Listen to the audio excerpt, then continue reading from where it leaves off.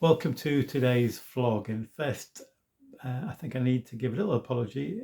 I understand that my previous vlog seemed to finish very abruptly. I think what happened was, well, I usually record these vlogs on my phone, and I think the phone must have thought, well, he's gone on for too long, so I'll chop him off. So apologies if the last few words were omitted from that vlog, but hopefully you got the flavour of what I was trying to say. Strictly Come Dancing is a program that Sue and I watched for many years. Really enjoyed it. Don't watch it so much these days, although Sue likes to watch the results show, which comes up on a Sunday evening.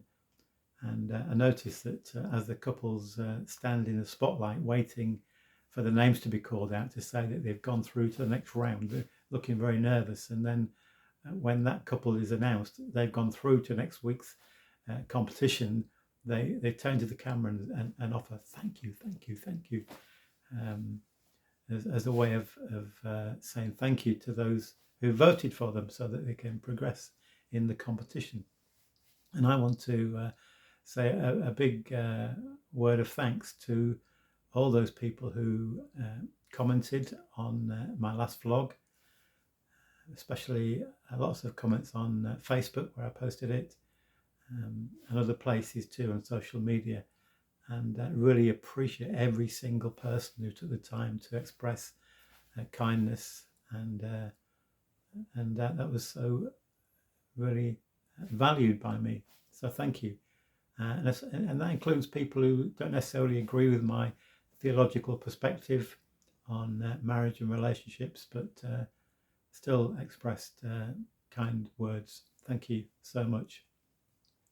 Now, I was born not far from the city of Hull, so naturally Hull City was my football team and still is in some ways. For quite a number of years I was a season ticket holder at the ground. Well, that was the old ground, Boothby Park, and for a time I went with my dad, two of his brothers and my brother. So there's five of us sat together. It was a wonderful time, lots of memories. And then later on, I went with my daughter Steph as a season ticket holders. But I hadn't been to the ground. Obviously, we live in Doncaster now, but it's not all that far from Hull. But I hadn't been to the ground for a long time, certainly since well before lockdown, and that was in 2020.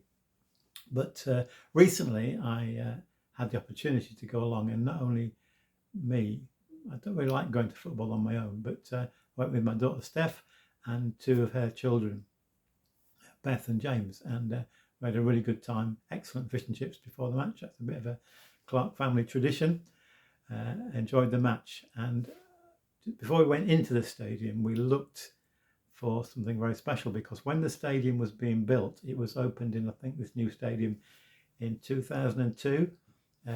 You could, if you wanted to, pay to have a brick put in the ground outside the stadium with the names perhaps of people you want to treasure, or some wording. You didn't have much space for that, but anyway, we bought a brick, and this is a replica of that brick.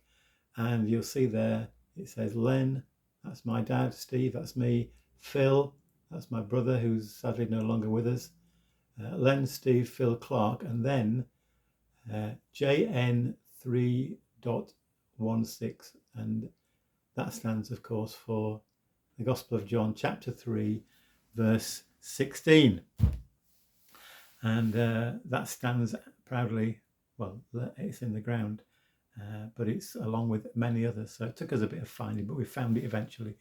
There it is. And probably quite a few people looking at that particular brick won't know what JN 3.16 is, but maybe some will.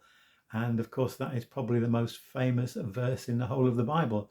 For God so loved the world that he gave his only son, that whoever believes in him should not die but have eternal life. And Jesus came to give his life so that we might have true life. He said, I came to bring fullness of life, or life in all its fullness. And it's only through Jesus that we can have that fullness of life and the assurance that even at the end of this earthly life, that's not the end of life. We go into God's very presence. What a wonderful good news that is. How much we need good news in our world today. And we who follow Jesus are called by him to be witnesses to the good news that is in him, that life in all its fullness, that assurance of life eternal, that knowledge of God's love for us, even though we don't deserve it. That's just amazing, isn't it? So I'll leave you with that thought, that amazing love of God. That moment we turn to him, he draws us into his family. How wonderful is that? So that's what I'll leave you with. And thank you so much for listening today. And just to say that, I began in lockdown. When lockdown first came, I was still an active minister in Leicester. So I did a daily, I think it was a daily for quite a time, short message that went on YouTube. And then when I retired, I took the decision to continue. So I've been doing that more or less twice each week for the past 2 years or so. So lots of back vlogs if you want to look at those. But I decided it's right now just to take a little break, to refocus, to prepare for all that lies ahead. So I will be back, as Arnold Schwarzenegger said in Terminator, I will be back.